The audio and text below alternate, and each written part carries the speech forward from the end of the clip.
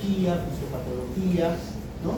Porque sea como médicos generales principalmente o ya como médicos especialistas, la diabetes es actualmente un problema de salud pública.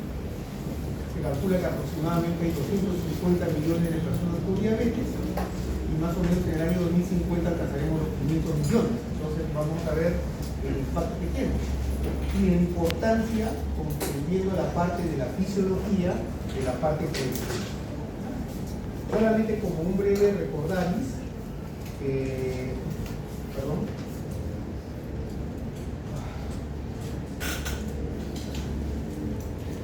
Bien, como un breve recordaris, ¿no? De que el páncreas endocrino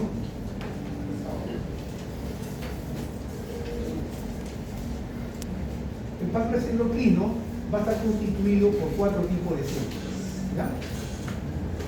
El páncreas endocrino va a estar constituido por una unidad funcional que vienen a ser los islotes de Langerhans, que como ustedes recordarán va a contener aquellas células que van a producir las hormonas gastrointestinales. El resto del páncreas es el páncreas exocrino, es decir, que participa en la función de la fisiología digestiva. Entonces, ¿por qué creen ustedes, para ir teniendo idea, que hablamos de un páncreas exocrino que regula la función digestiva y hablamos de un páncreas endocrino que es parte del estudio endocrinológico? ¿Alguna idea? Porque habíamos dicho entre los principios, ¿no es cierto?, que endocrino o endocrinología significa el estudio de las secreciones internas. Y el páncreas exocrino, ¿por qué recibe ese nombre? ¿Alguna idea? Por ejemplo, las glándulas salivales son glándulas endocrinas, entonces, exocrinas. ¿Por qué? ¿Por qué decimos que las glándulas salivales son glándulas exocrinas? Arguedas. Liberan una sustancia, una cavidad. Más o menos, ¿va por idea? Porque lo liberado no entra al torrente sanguíneo. Exacto. ¿Ya? O sea, pero más exacto es considerar que el tubo digestivo es una continuidad del medio externo, realmente. ¿Ya? No es interno, por eso está revestido de epitelio, ¿no es cierto? Entonces, cuando el bolo alimenticio pasa desde la boca hasta el recto, sigue fuera, ¿no? Entonces, las glándulas salivales, el hígado, el páncreas exocrino, cuando secretan las secreciones pancreáticas exocrinas, realmente lo están dirigiendo hacia el medio externo, ¿no? A diferencia del páncreas endocrino, como dijo el doctor Jara, que lo va a secretar directamente al torrente sanguíneo. Entonces vemos que estas células son al menos de 4 tipos: A, B, D y F, ¿no? Antes se hablaba de A, beta, delta y gamma, es lo que se debe decir, ¿no? Pero es lo que usamos nosotros, pero la nueva nomenclatura habla de A, B, D y F, pero con fines de no confundirnos, vamos a seguir con la nomenclatura antigua. Y este capítulo se va a centrar principalmente en el estudio de las células alfa, que son las que producen glucagón, las células beta, que son las que producen insulina, las células delta, que producen ya una hormona conocida por ustedes que es la somatostatina, y las células F, que secretan el péptido pancreático. Dice que dentro de los islotes de Langerhans, las células beta son las más comunes, o sea, predominan sobre las alfa, sobre la delta y sobre las F, constituyendo aproximadamente del 60 a 75% de las células de los islotes. ¿Ya? ¿Preguntas hasta ahí? Esto es para hacer un breve recordaris, ¿no es cierto?, que dice que la insulina, al igual que ocurre con otras hormonas polipeptídicas y proteínas similares, penetran en el retículo endoplásmico y se sintetizan como parte de una preprohormona de mayor tamaño. ¿Aló? Entonces, recuerda, habíamos dicho que una característica de las hormonas peptídicas era que se sintetizaban como todas las proteínas en el retículo endoplásmico rugoso que contiene ribosomas y que se formaba un precursor de gran tamaño molecular que era la prepormona, ¿no es cierto? Y esta prepormona iba a sufrir escisión de secuencia de aminoácidos para formar la prohormona y al final teníamos una molécula de menor tamaño que venía a ser la hormona fisiológicamente activa. Entonces le dice acá que la preprohormona pierde un péptido señalizador de 22 aminoácidos al ingresar en el artículo endoplásmico. Ocurrido lo anterior, la molécula se pliega y se forman enlaces disulfuros que forman la proinsulina. O sea, se forma primero una preproinsulina que sufre procesamiento para formar la proinsulina y al final se tiene la molécula mente activa que viene a ser la insulina cuando esta proinsulina se separa del péptido C. ¿Sí? O sea, si tornamos un esquema, la proinsulina está constituida por la insulina y por el péptido C. Entonces ya tenemos idea que las cantidades de péptido C deben ser similares a la de insulina porque se sintetizan juntas, ¿no? Y eso tiene mucho valor clínico. ¿Por qué? Porque como vamos a ver más adelante, la vida media de la insulina en la circulación es bastante corta, es aproximadamente de 5 minutos, ¿cierto? Y por lo tanto es muy difícil a veces dosar sus concentraciones plasmáticas. En cambio, el péptido C es mucho más estable. Entonces, cuando tenemos a veces un paciente, estamos sospechando, por ejemplo, que puede tener un hiperinsulinismo y los resultados de insulina no son congruentes porque probablemente hay defectos en la determinación, preferimos determinar el péptido C, que es mucho más estable. Entonces, como yo tengo estos conocimientos de que el péptido C y la insulina se sintetizan juntas, y que se sintetizan en cantidades equimolares, si tengo un péptido C elevado, ya sé que la insulina también está elevada, ¿no? Bien, luego vemos acá, habla de la actividad insuliniforme en la sangre, es solamente como un dato, ¿no? En la circulación tenemos sustancias que tienen acción parecida a la insulina. Y creo que ustedes ya conocen una de ellas, ¿no es cierto? Bartera, ¿te acuerdas cuál sustancia tiene una acción parecida a la insulina? Por ejemplo, tiene una acción anabólica. ¿Te acuerdas?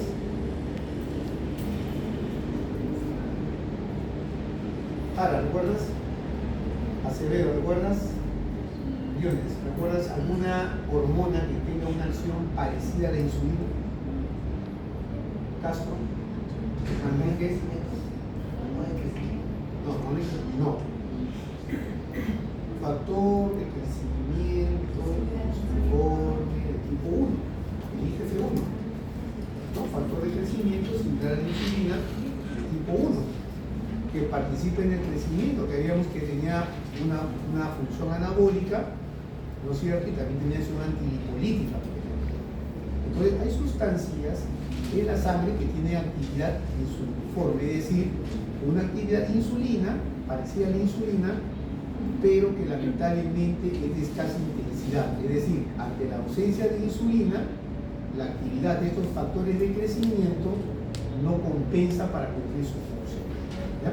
Y tenemos acá, por ejemplo, el factor de crecimiento similar a la insulina de tipo 1 y el factor de crecimiento similar a la insulina de tipo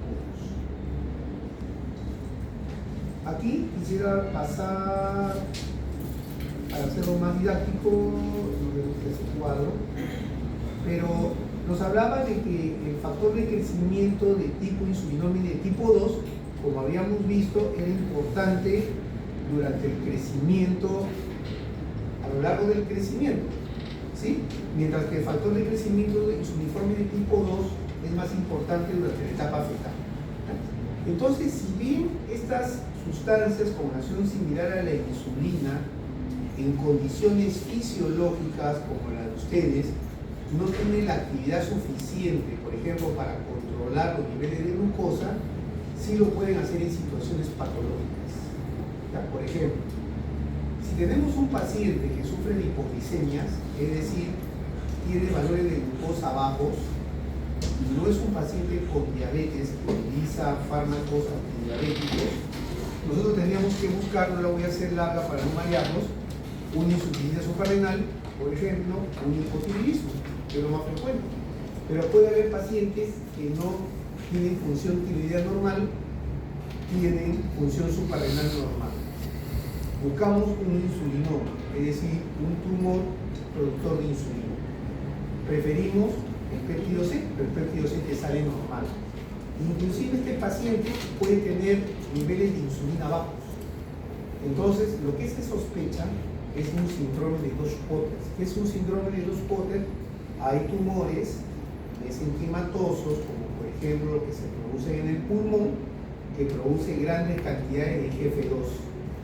Y en ese caso, cuando los niveles de IGF-2 son suprafisiológicos, sí pueden tener repercusión en los niveles de glucosa y el paciente cursa con cuadros de hipoglicemia, ¿no? Este cuadro de acá nos va a representar una clasificación de la insulina expresada en el tiempo. Va de segundos, minutos y horas. Y vemos que tiene una acción rápida en lo que es el transporte de glucosa, aminoácidos y potasio en células sensibles a los. La acción intermedia, que dura minutos, estimula la síntesis de proteínas, inhibe la desintegración de proteínas, activa enzimas glucolíticas y la glucógeno-sintasa, que es la que va a sintetizar glucógeno a partir de la glucosa, inhibe la fosforilasa y las enzimas gluconeogénicas, es decir, aquellas enzimas que van a formar glucosa a partir del glucosa, ¿no? Y tiene una acción tardía, que es el aumento de concentración de RNA mensajero, ¿para qué? Para la síntesis de enzimas lipogénicas. ¿Qué es una enzima lipogénica? La que va a sintetizar triglicéridos a partir del glicerol y de los ácidos grasos, la que va a sintetizar ésteres de colesterol a partir de la molécula de glucosa. Entonces, si podríamos decir que en resumen, vemos que la insulina es una hormona anabólica, es decir, favorece la síntesis y almacenamiento de sustancias. A partir de los ácidos grasos y del glicerol, me sintetiza triglicéridos, que es la forma de depósito. Me sintetiza a partir del colesterol, ésteres de colesterol, que es la forma de depósito. A partir de los aminoácidos me sintetiza proteínas. Y a partir de la glucosa me va a sintetizar glucógeno, que es la forma de almacenamiento. Ahora, otra cosa importante, ¿no?, que siempre debemos recordar, que lo hemos hecho en la práctica del día de hoy con el grupo cuando hablamos de las hormonas tiroideas y de las hormonas de la corteza suprarrenal. Las hormonas tiroideas y las hormonas de la corteza que actúan sobre la corteza, las hormonas que actúan sobre la corteza suprarrenal y las hormonas tiroideas tienen receptores nucleares, es decir, actúan como factores de transcripción, y el producto final de la transcripción es la síntesis de una proteína, ¿no es cierto? Y esta proteína va a cumplir una función, ya sea una enzima, ya sea un transportador, que va a modificar la función de la célula. Lo hemos dicho del comienzo. La diferencia de la insulina, que es una hormona peptídica, como ven ustedes, entonces las hormonas tiroideas y las hormonas esteroideas, al actuar como factores de transcripción, tienen acción genómica. Expresan un gen que se traduce en una proteína y por tanto el efecto, si bien es lento, es de larga duración. Pero miren la insulina, a diferencia de ello, la insulina es una hormona peptídica, tiene sus receptores de membrana, no actúa como factor de transcripción y por ende, como ven ustedes, su acción es rápida y de corta duración. Ya nos vamos a quedar con esto. Luego caemos otro cuadro que nos muestra la acción de la insulina a través de diversos tejidos, ¿no es cierto? Tenemos su acción a nivel del tejido adiposo, tenemos a nivel del músculo, tenemos a nivel del hígado y tenemos su efecto en tejidos generales que actúan como un factor de crecimiento celular. Entonces vemos que los órganos más insulinosensibles en relación al metabolismo intermediario son el tejido adiposo, el músculo y el hígado. Vemos que en el tejido adiposo hay mayor penetración de la glucosa, mayor síntesis de ácidos grasos, incremento de la síntesis del glicerol, por ende mayor depósito de triglicéridos, activación de la lipoproteína lipasa e inhibición de la lipasa sin hormonas. En la práctica de la próxima semana, vamos a hacer páncreas endocrino y paratiroideas, me van a explicar cuál es la función de la lipoproteína lipasa y cuál es la función de la lipasa sensible. ¿Ya? A nivel del músculo tenemos más penetración de la glucosa en las células, mayor síntesis de glucógeno, incremento de la captación de aminoácidos, mayor síntesis de proteínas. Acá es un error, un fe de rata debe decir menor catabolismo de las proteínas, menor liberación de aminoácidos glucogénicos, más captación de cetonas y mayor captación de glucosa. A nivel del hígado frena la cetogénesis, aumenta la síntesis de proteínas y de lípidos y disminuye la producción de glucosa por disminución de la gluconeogénesis, incrementa la síntesis de glucógeno y también de la glucólisis. Esto está en relación a la acción de la insulina en el metabolismo intermediario. Pero la insulina también ejerce efecto en otros tejidos que van más en relación al crecimiento.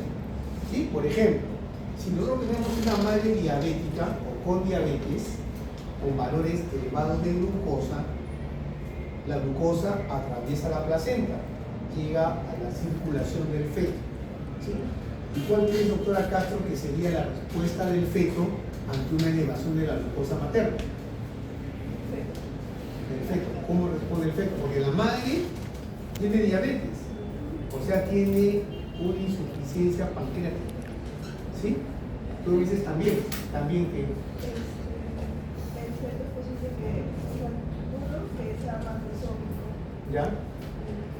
¿Por qué sale macrosómico? ¿Qué es un macrosómico? Explícale, ¿qué es un feto macrosómico? Pesa más de 4 kilos. Ojo. Y entonces, ¿por qué el feto sale macrosómico? Como usted dice que es más sensible a la insulina, lo que es el tejido adiposo, músculo. Entonces tiene más receptores de insulina. No tiene más receptores, más receptores.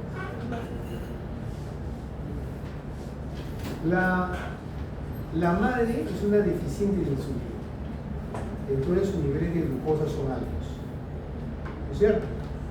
La glucosa pasa a la circulación fetal, pero el feto tiene un páncreas a 0 kilómetros, ¿no es cierto? Entonces va a responder con un hiperinsulinismo compensador, o sea, va a producir mayor cantidad de insulina para tratar de controlar el exceso de glucosa que le pasa a la madre. Y este exceso de insulina que produce el feto, al actuar como el insulino factor de crecimiento, sale un niño macrosómico. ¿Sí? Un niño que pesa más de 4 kilos. ¿Y qué problema hay con un niño macrosómico?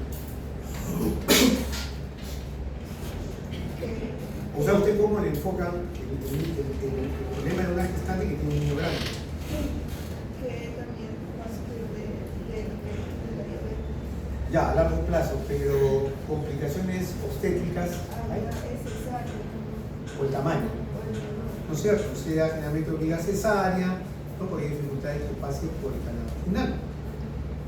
¿Sí? Aparte, como dice la doctora, estos niños que nacen con más de 4 kilos ya nacen con un metabolismo alterado. O sea, su metabolismo ya es alterado. Entonces, estas personas hay que identificarlas porque si a largo plazo no llevan estilos de vida saludables, van a ser hipertensos, diabéticos jóvenes. ¿Sí? Entonces, eso es importante. El problema que tenemos es la diabetes gestacional. ¿Qué es la diabetes gestacional? Es imposible por el embarazo. O sea, la mujer está normal simplemente por el No, porque los eduques a ellos. Lo que vamos a acordar siempre, la diabetes es una enfermedad. Levanten la mano. ¿Quién dice que la diabetes es una enfermedad? Si no le pregunto uno por uno, mejor levanten el grupo. ¿Quiénes consideran que la diabetes es una enfermedad? Entonces voy a preguntar a los que no levantan la mano. Aulas, entonces si no es una enfermedad, ¿qué es la diabetes? Esto es muy interesante. ¿Es una enfermedad o no? Es una condición. ¿La diabetes es una enfermedad o no? Creo que sí. Peor. Baltasar, ¿es una enfermedad? Lo que dicen sí tiene una idea. La diabetes mellitus es un conjunto de enfermedades que tienen como característica común una alteración del metabolismo de la glucosa. O sea, es un conjunto de enfermedades que tienen como factor común que hay una deficiencia absoluta o relativa de insulina que lleva, como hemos visto, a una alteración no solamente del metabolismo de la glucosa, sino también de los lípidos y de las proteínas. ¿Ya? Vamos a ver cómo es idea. O sea, no es una enfermedad solamente de la glucosa, yo diría que es más una enfermedad de los lípidos. Entonces tenemos la diabetes tipo 1, tenemos la diabetes tipo 2 y tenemos la diabetes gestacional. Y tenemos otras formas de diabetes. ¿Sí? ¿Alguien escuchó hablar de la diabetes tipo 1? ¿Sí? Pérez, ¿qué has escuchado de la diabetes? Para que no te duermas. ¿Qué has escuchado de la diabetes tipo 1, Pérez? Le da niño. Perfecto. Le da niño. ¿Cuál es su mecanismo? Una resistencia a la insulina. ¿Tú qué dices, García? Me voy a presentar acá como personal de salud. A ver. ¿Ah? Ahorita no dice, antes dice. A ver. ¿Qué dice Ferrer?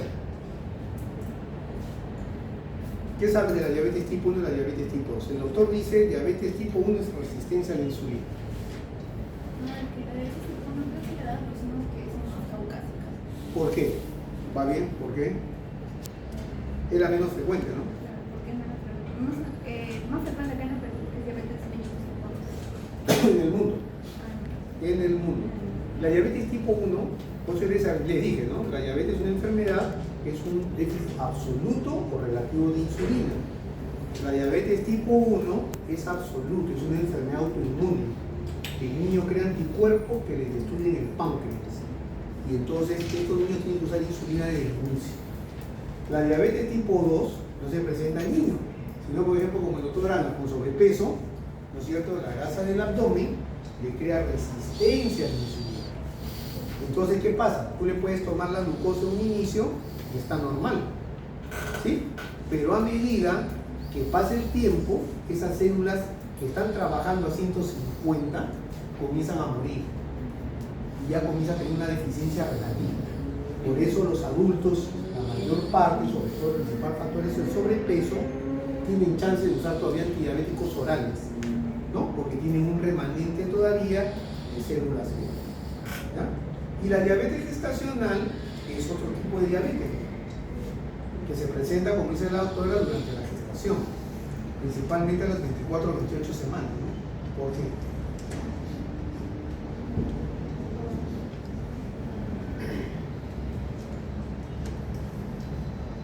¿Por qué buscamos a las 24 o 28 semanas diabetes gestacional?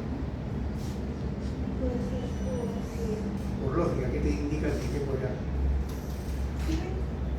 Está ligado también con la presión arterial. Ya, puedo usar otro razonamiento. ¿Por qué yo antes de las 20 semanas pienso una hipertensa crónica y por qué después de las 20 semanas pienso en preeclampsia? ¿Por qué?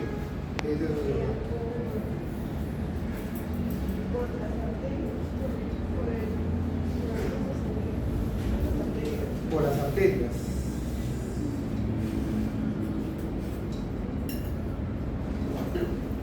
Por las arterias. ¿Ya? Más o menos. No va tanto con el tema de las arterias.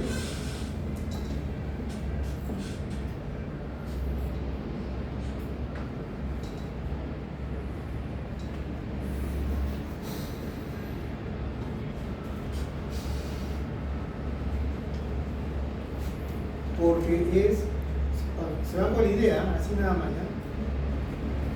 Son la preeclampsia y la diabetes gestacional son enfermedades de placenta. Y a partir de las 20 semanas, la placenta está desarrollada y comienza a producir una serie de hormonas que son necesarias para llevar la gestación, el lactógeno placental, el cortisol, pero tienen acción contra la insulina. Las mujeres que tienen buena reserva de insulina pasan piola, pero aquellas que ya tienen factores de riesgo como la obesidad y el sobrepeso desarrollan diabetes gestacional. Y la diabetes gestacional, a diferencia de la diabetes tipo 1 y tipo 2, se hace el diagnóstico con valores de glucosa que son considerados normales en la no gestante. ¿Sí? Por ejemplo, si a la doctora Castro tú le tomas, si nosotros decimos que la glucosa normal en ayunas es menor de 100 y tú le tomas ahorita y está en 93, ¿está normal ACV o no está normal? ¿Sí o no? Sí. Pero si estuviera gestando, tiene diabetes gestacional. ¿No? Con una de las. Bien. ¿Preguntas hasta ahí? Seguimos. Bien, ahora vamos a hablar entonces, como nos hemos centrado en la función del páncreas, hemos visto ya la importancia de la insulina como factor de crecimiento en la mayor parte de los tejidos. Ahora vamos a hablar cómo participa la insulina en el metabolismo intermediario. ¿Sí? Vamos a hablar principalmente del transporte de glucosa. Y entonces quiero que le queden solamente dos ideas. Transportadores de glucosa, encontramos dos familias que no tienen relación uno con la otra. Uno viene siendo transportadores de glucosa acoplados al sodio, que tienen las siglas SGLT, y tenemos los canales de glucosa de la familia U. ¿Ya? Los transportadores de glucosa acoplados al sodio es transporte activo, y los transportadores GLUT es difusión facilitada. ¿Sí? Entonces, encontramos principalmente los transportadores GLUT, los SGLT1, a nivel del intestino, y tenemos los SGLT2 a nivel de los túbulos renales. ¿Sí? Pregunto, Pérez, ¿por qué crees tú que a nivel del intestino la glucosa necesita un transporte activo secundario, es decir, acoplado al sodio? Acá, si tú me hablas del páncreas, por ejemplo, tiene transportadores GLUT2 y difusión facilitada, pero a nivel del intestino y el riñón es un transportador de glucosa acoplado al sodio, es un transporte activo secundario. ¿Por qué habíamos dicho cuando una molécula necesita, en otras palabras, para hacerte así tipo escuelita, cuando una molécula necesita entrar acoplada al sodio? ¿Vale? ¿No? ¿Cuándo? Está bien, la ATP, calcula del ATP. El ATP lo hace para bombear sodio. Esa idea debemos tener consolidada. Aquí, a ver. La casa. A ver. Cuando una molécula necesita entrar a...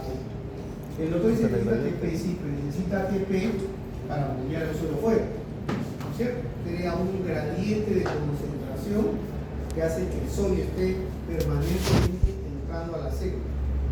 Esa es la energía. Pero ¿por qué entonces tú crees que la glucosa a nivel del intestino, a nivel del riñón, tiene que entrar acoplado al sodio?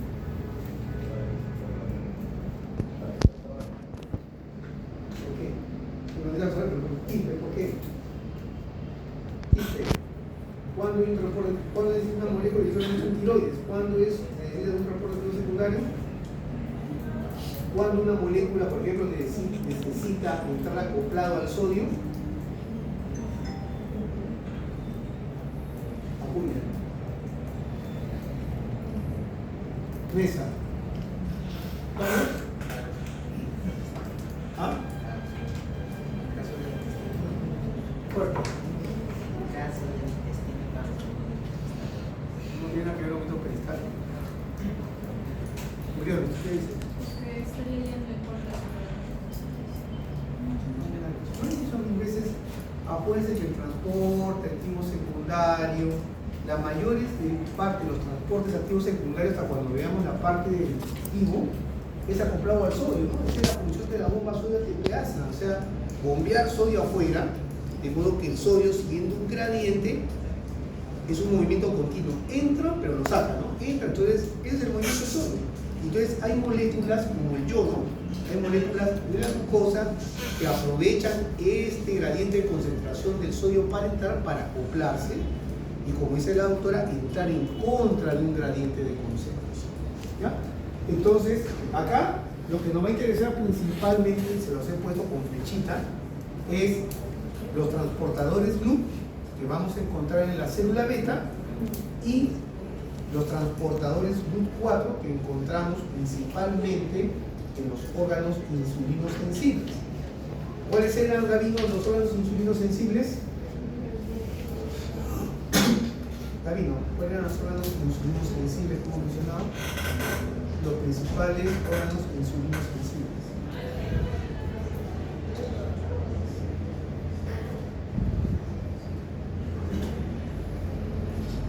Lo que hacen los ¿cuáles son?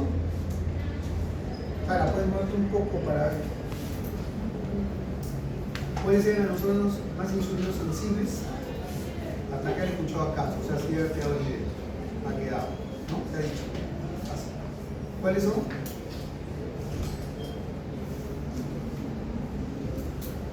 Núñez, ¿cuáles son? Músculo. Músculo liso.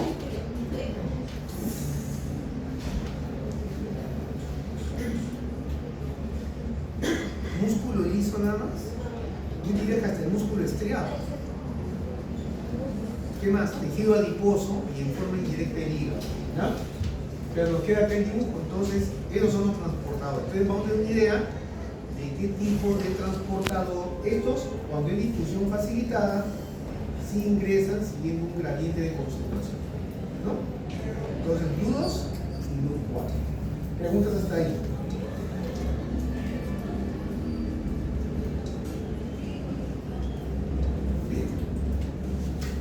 Ahora, vamos a ver cómo es el transporte de la glucosa que está mediada por esos transportadores GLUT4.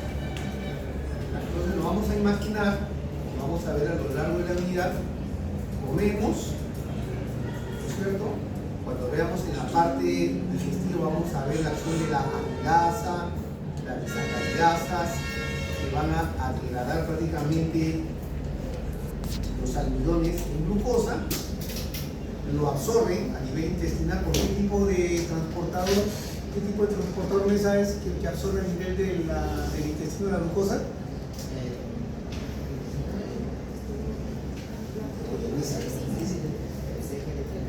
SGLT1. Pasa el torrente sanguíneo y se estimula la liberación de insulina. Entonces vamos a ver qué pasa con la glucosa en la sangre.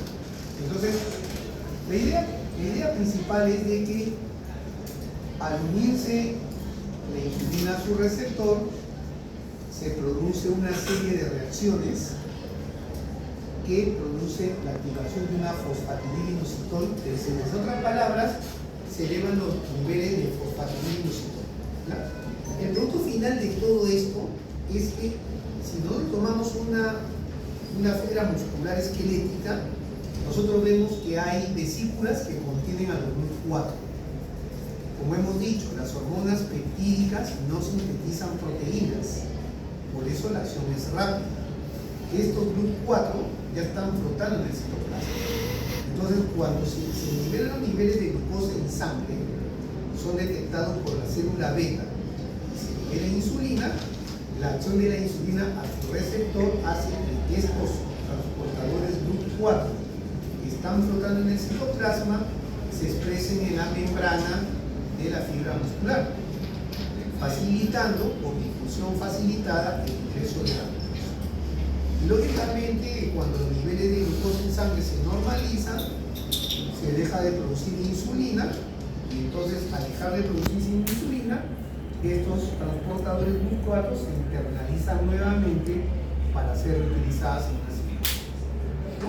Por eso vemos que la acción es rápida, o sea, no involucra la síntesis de proteínas, sino que los transportadores GLUT se expresan en la membrana. Entonces ahí? ¿Ninguna?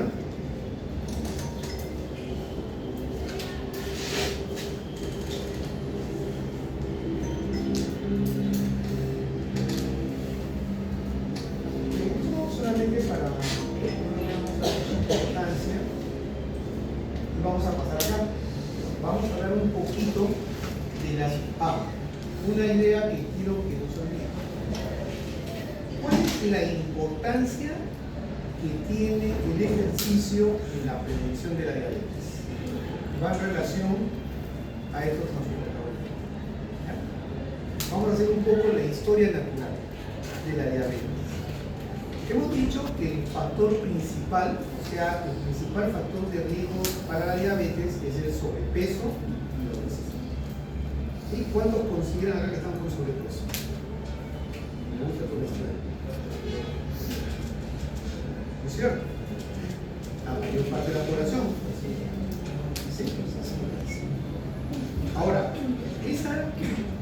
la obesidad que condiciona resistencia a la insulina. Puede ser, es como la mayor parte tiene los dos, es el sobrepeso, porque el tejido adiposo es un órgano endocrino que produce una serie de mediadores inflamatorios que interfieren con la acción de la insulina. ¿No? Pero también hay una causa genética. Hay gente que tiene una insulina defectuosa, por eso puede haber gente que tiene diabetes y que es delgada. Y tú sospechas que tienen genética, ¿por qué? Porque hay alta penetrancia familiar, o sea, muchos en la familia tienen diabetes. Pero como decíamos en tanto, entonces, si tú tienes sobrepeso o obesidad, no es necesario que te tomes las pruebas porque eres insulino resistente. El diagnóstico de la insulinoresistencia es clínico, no es laboratorial. El laboratorio lo utilizamos para estudios epidemiológicos. Para la parte clínica, porque usted como médico de atención primaria, si tiene sobrepeso, si tiene obesidad, si tiene un familiar en primer grado con diabetes, si es una mujer que alguna vez le han dicho que tiene síndrome de ovario poliquístico, si es una mujer que alguna vez ha tenido un niño más de 4 kilos, si es hipertensa, si alguna vez le han dicho que tiene colesterol, triglicéridos elevados, si alguna vez le han dicho que tiene hígado graso, o que tú le observes en el cuello un oscurecimiento que se llama acantosis, o la presencia de un marcito de carne que son macrocordones, es insuficiencia. Entonces, tú le puedes usar glucosa, y la glucosa te puede salir normal. Pero si le dosas insulina, te darías cuenta que este paciente secreta más insulina que el resto de la población para mantener el nivel de glucosa normal. O sea, no se confía mucho de la glucosa. La glucosa te puede salir normal. Pero si usaras insulina y calcularas el OMAI, dirías que este paciente probablemente que secreta 5 o 6 veces más insulina que el resto de la población para un valor de glucosa. Es un insulinismo compensador. En otras palabras, para una glucosa de 84, los delgados tienen el páncreas trabajando a 30 kilómetros por hora y los que tienen sobrepeso a 150. Si tú no corriges eso, la célula beta entra en sobrecarga metabólica y muere. Entonces, cuando tú ya perdiste el 10% de tus células beta, tu glucosa comienza a estar más de 100 y entraste a la prediabetes. Murieron esas células y no las vas a recuperar. Entonces tú tienes que preservar, ¿no es cierto?, el 80% que te queda. Tú tienes que hacer descansar tus páncreas. ¿Qué sucede con el ejercicio? El ejercicio hace que hay grupos de transportadores GLUT4, ¿sí?, que se expresan en la superficie de la célula muscular independientemente de la insulina, solamente por hacer ejercicio. ¿Sí? ¿Te imaginas entonces? Porque el páncreas es como un termostato de la refrigeradora. ¿Han visto el termostato refrigerador, no? Prende y cuando llega la temperatura se apaga, ¿no? Y cuando vuelve a salir la temperatura se vuelve. El páncreas es igual, detecta elevación de glucosa, se prende, baja la glucosa, se apaga. Entonces, el hecho de que tú hagas ejercicio regular, ¿no es cierto?, permite ¿qué cosa? Que estos transportadores GLUT, dependientes del ejercicio, se expresen y que tú puedas mantener niveles bajos de glucosas que le den cierto reposo. ¿Sí? Entonces, para todos, la importancia de estilos de vida saludables, cuidarse con la alimentación y hacer ejercicio. ¿Sí? ¿Preguntas hasta ahí? Seguimos. Esto es las consecuencias de la deficiencia de la insulina. En otras palabras, se está hablando de la diabetes. ¿Ya? Entonces vemos acá cómo es la prueba de tolerancia oral de glucosa. Es decir, te toman la glucosa, te dan una solución de sacarosa negra con 75 miligramos y te vuelven a dosar la glucosa a las 2 horas. Esta es una curva normal, o sea, el paciente aparece con 70 en la mañana, le dan su sobrecarga oral de glucosa, ¿no es cierto? Se alcanza un pico a las 2 horas que no pasa de 140, pero luego de las 2 horas llega a su valor normal. O sea, si yo te tomo una prueba de tolerancia oral de glucosa, tu glucosa basal tiene que ser menos de 100, y si te la doso a las 2 horas después de haberte dado agua con azúcar, tiene que estar menos de 140. En el diabético ustedes ven lo que ocurre, nunca regresa a la normalidad. De por sí ya empezó alto, empezó más de 100. Le dan la sobrecarga oral de glucosa, a las 2 horas tiene más de 200. Y pasan las horas, ¿no es cierto? Y esta glucosa nunca llega a valor. ¿No? Esa es la consecuencia de la deficiencia. Ahora, acá lo que nos quiere explicar, yo creo que es, esto se refiere más a lo que ocurre en la diabetes descompensada. Pero antes de entrar a esta parte, creo que más didáctico es el siguiente esquema, es una diabetes descompensada. Decirles que la diabetes es asintomática, o sea, lo que vamos a ver acá ocurre cuando los valores de glucosa en sangre sobrepasaron los 250 miligramos por decilitro. ¿Ya? Pero la mayor parte de los pacientes con diabetes ustedes los van a detectar de casualidad, sea porque se han tomado un examen médico ocupacional, sea porque la universidad les pide un examen, sea porque han ido al hospital y los van a operar o van a ser sometidos a un procedimiento odontológico, sea porque se han metido en una campaña. Ustedes hacen diagnósticos, si alguien tiene una glucosa en ayunas mayor de 125, en más de 2 oportunidades, tiene diabetes. ¿Ya? El problema que nace acá es cuando la diabetes está descompensada. ¿Sí? ¿Qué pasa? Siempre tenemos que, ya cuando hemos visto con la doctora Rabines, sabemos que la orina es un filtrado de plasma. O sea, la orina es sangre. Solamente que al pasar por los glomérulos, por la membrana, por filtración, solamente pasa líquido, pero quedan ahí retenidos los glóbulos rojos, proteínas, etc. ¿No? La glucosa sí pasa. Porque si tú comparas la proteína con la glucosa, es como comparar una pelota de básquet o una pelota de golf, ¿no? Pero la glucosa es una fuente de energía importante. Entonces el cuerpo la va a tratar de recuperar de la orina. ¿Sí? Y para eso usan los transportadores. ¿Qué transportador, Ferrer? Hemos dicho. ¿Qué tipo de transportador tú crees que encuentras a nivel de los riñones que busca recuperar la glucosa que se ha filtrado? GLUT4. ¿Tú qué dices, Valdera? También. Mesa, ¿tú qué dices? Los SGLT2. Entonces, lo que va a tratar el riñón a través de estos transportadores es recuperar la glucosa que se ha filtrado. ¿Sí? Pero cuando los niveles de glucosa en la sangre sobrepasan los 200 miligramos por decilitro, sobresaturan la capacidad de reabsorción. Entonces, la mayor parte de la glucosa no reabsorbida y se queda en la luz tubular. Y en la luz tubular crea un gradiente osmótico que más bien jala agua y el paciente se viene en diuresis osmótica. Por eso, cuando tú tienes un paciente que tiene poliuria, es decir, que orina más de 4 litros al día, ¿no es cierto? Tú sabes que puede tener diabetes, pero una diabetes descompensada. O sea que esa glucosa debe estar mayor de 200. Entonces, parte de los síntomas que acude el paciente diabético descompensado a emergencia es por deshidratación. ¿Ya? Entonces el cuadro, ojo, otro le digo, va a pasar. La gente, la población tiene el concepto que la diabetes te da síntomas, pero no es así. Es cuando está descompensado. Y por eso van a ver que muchos pacientes ni te creen que tienen diabetes cuando se la diagnosticas y te regresan 2 o 3 años después descompensado, ¿no? Porque tienen esa idea que si yo tuviera diabetes, debería estar dominando un montón, debería estar bajando de peso, debería estar cortando con bastante peso. Y no es así. Entonces dice acá hay una deficiencia de insulina, ¿no? Y hay exceso de glucagón, como vamos a ver también. O sea, la insulina no solamente, la diabetes no solamente es la deficiencia de insulina, también el exceso de glucagón, porque la insulina frena la secreción de glucagón. El glucagón tiene una acción hiperglicemiante.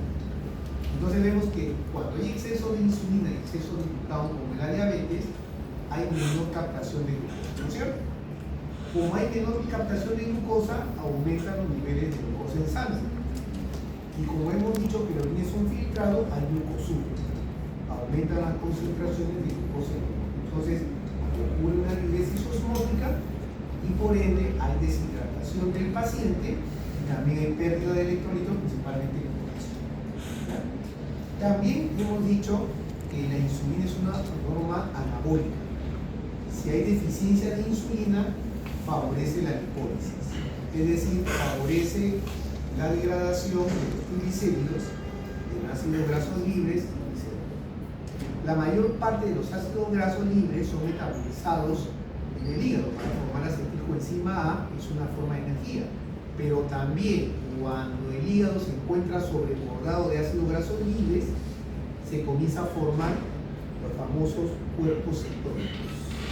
¿Han escuchado hablar de los cuerpos cetónicos? Acetona, acetoacetato y butirato. Los cuerpos cetónicos son ácidos. Y al ser ácidos liberan hidrogeniones. Y al liberar hidrogeniones te modifican el pH, te llevan a la acidosis.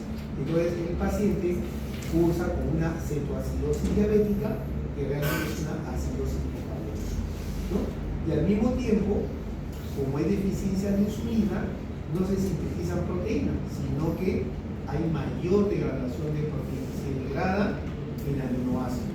Y por ende, esos aminoácidos también son utilizados para la glucogénesis, para formar más glucosa exacerbando. Entonces, si tú no corriges este cuadro, esto vendría a ser una crisis hiperglicémica, una cetoacidosis diabética, una emergencia. ¿Ya? Pero, como hemos visto, el cuadro de diabetes es más calmado.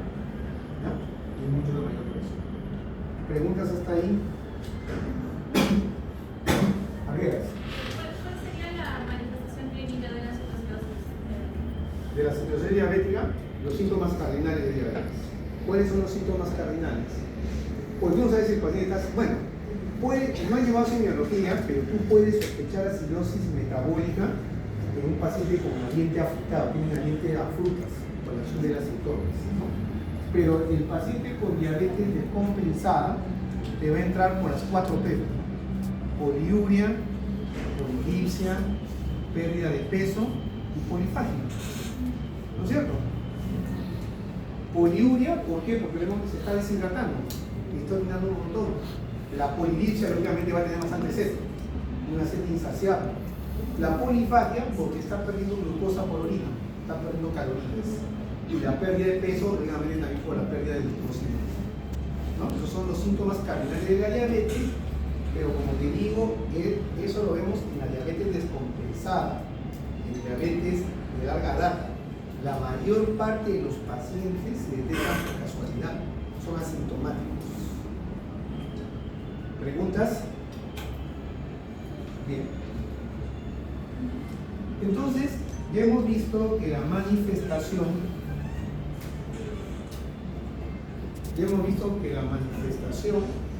de la deficiencia de la insulina viene a ser la hiperglicemia o la diabetes en los padres, ¿no? También es la hiperglicemia, porque primero tenemos una prediabetes y luego tenemos una diabetes. Acá lo que te quiere mostrar es la consecuencia del exceso de insulina. O sea, cuando un paciente con diabetes se aplica más insulina de lo normal, ¿no es cierto? O de repente tiene un tumor productor de insulina, o de repente cuando... Bien, entonces, miren cuál es la respuesta del organismo, en este caso, al exceso de insulina. ¿Ya? Pero también ocurre, ¿no es cierto?, en situaciones fisiológicas. ¿No? Cuando la glucosa baja a menos de 90 miligramos por decilitro, dice que se inhibe la secreción de insulina. ¿Sí? O sea, la respuesta, vamos a hablar primero de lo fisiológico, ¿verdad? ¿Ya? Cuando ustedes entran en un periodo de ayuno, por ejemplo, y la glucosa baja a menos de 90, se deja de producir insulina. ¿Sí? Si ustedes no comen nada, por ejemplo, ¿no es cierto?, y la glucosa sigue bajando y llega aproximadamente a menos de 75 miligramos por decilitro, se produce la secreción de glucagón, adrenalina y hormona de crecimiento, que como ya hemos visto, ¿no es cierto?, son hormonas hiperglicemiantes. ¿Sí? Si probablemente esta respuesta no es suficiente y los valores de glucosa siguen bajando a menos de 60 miligramos por decilitro, la respuesta va a ser la secreción de cortisol. ¿Sí? Siguen un orden. Por eso estas hormonas, glucagón, adrenalina, hormona de crecimiento, cortisol, incluidas las hormonas típicas que son más lentas, son hormonas contrainsulinas. Entonces, lo que están tratando es de restablecer los valores normales, ¿sí?, de glucosa en sangre. El problema es que si esta respuesta no es suficiente, acuérdense que el principal sustrato para el sistema nervioso central es la glucosa, ya comienza a haber una disfunción cognitiva. ¿Sí? Si no se corrige y sigue bajando a menos de 45, de compromiso del estado de conciencia. Algo por debajo de los 30 miligramos por decilitro, ya aparecen las crisis convulsivas, y si no corriges y llegas a menos de 15 miligramos por decilitro, hay daño cerebral permanente. ¿Ya? Entonces, estos síntomas, que son producto de la hipoglicemia, lo podemos clasificar en síntomas adrenérgicos y síntomas neuroglucopénicos. ¿Sí? ¿Por qué lo llamamos síntomas adrenérgicos? Porque en esta fase, cuando un paciente tiene hipoglicemia, la liberación de la adrenalina hace que el paciente te comience a manifestar palpitaciones, sudoración fría y temblores en manos. ¿Sí? ¿Sí? O sea, si yo tengo un paciente, por ejemplo, diabético, que usa insulina y el paciente le comienza a decir que tiene sudoración fría, palpitaciones, temblores, yo sé que me está haciendo hipoglicemia por acción de las palpitaciones. Y es importante que el paciente con diabetes sepa reconocer los síntomas adrenérgicos que preceden a los neuroglucopénicos para tomar las medidas correctivas. Importante, ¿no? Porque si entra ya un compromiso del estado de conciencia, probablemente no pueda revertir la hipoglicemia, y si una glucosa alta te mate en años, la glucosa baja te mate en minutos. O sea, más peligroso es la hipoglicemia que la hiperglicemia.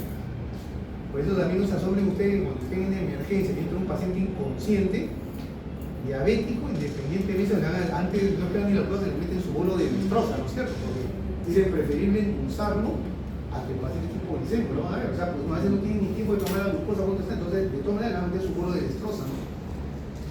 ¿Ya? Entonces, y eso se le explica al paciente con diabetes. Si tú tienes sudoración fría, taquicardia, palpitaciones, siempre agarras tu cajita de flujos pequeña, te tomas media cajita de flujo, comes un pedazo de pan y esperas 15 minutos. Si no mejoran tus síntomas, ¿no es cierto?, te tomas la otra mitad de la cajita de flujos y el otro pedazo de pan. Porque lo más probable es que este paciente te está haciendo hipoglicemia. ¿Preguntas hasta ahí? Entonces, más o menos vemos cómo son las respuestas, ¿no? ¿Sí? O sea, esto está hablando de un exceso de insulina, pero también esta respuesta de acá, nosotros lo vemos en el periodo de ayuno. Porque, por ejemplo, ¿Quién? Acevedo, ¿a qué hora cenas? Normalmente a las 11, 11 y media. ¿Y a qué hora desayunas? A las 10. De la mañana, 12 horas prácticamente.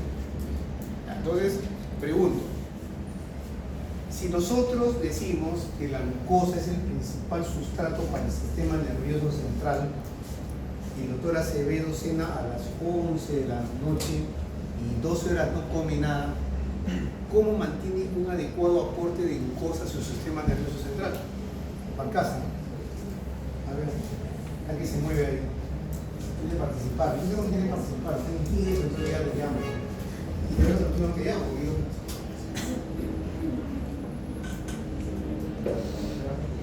¿Ah? Las reservas, ¿cuáles son las reservas de glucosa? Bueno, yo bioquímica, a veces me olvido, estoy en bioquímica. ¿Ah? En el hígado, ¿ya? ¿Dónde más? En los músculos. ¿En qué forma están estas reservas?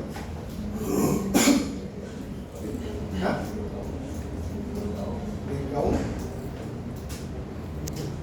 Y te saltan las ideas, a veces te saben, pero no saben, te saltan las ideas nada más. A ver, coma.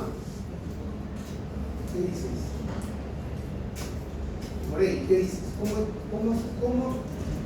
¿Cuál es la forma de almacenar? Dice el doctor, ¿cómo están almacenando estas reservas de glucosa?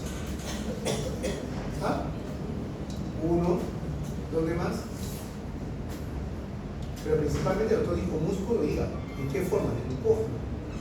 Ya. ¿Cómo movilizas tu reserva? ¿Cómo conviertes tu glucógeno en glucosa? Por acción de quién.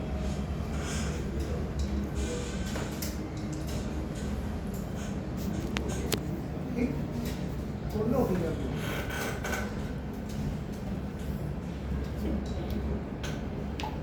Claro, ¿qué dices tú?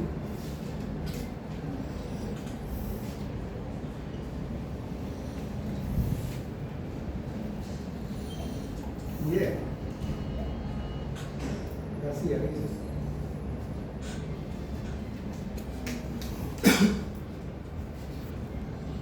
¿No? ¿Ah? No, pues se libera glucagón principalmente, se libera catecolamina, se libera un enriquecimiento durante la noche para poder movilizar tu reserva de glucosa. Prácticamente lo que estamos viendo. Son las hormonas contrainsulínicas. ¿Sí? Y entonces, ¿por qué si el doctor Acevedo es una persona joven, sana, tú le tomas la glucosa y si durante toda la noche ha estado liberando hormonas contrainsulínicas o alcázar, ¿por qué su glucosa aparece menos de 100? Yo pensaría, ¿no? Pucha, no ha comido 12 horas, ha estado liberando cortisol, catecolaminas, hormonas de crecimiento, glucagón. Pucha, en la mañana la glucosa no le aparece 200, no le aparece 80. ¿Por qué?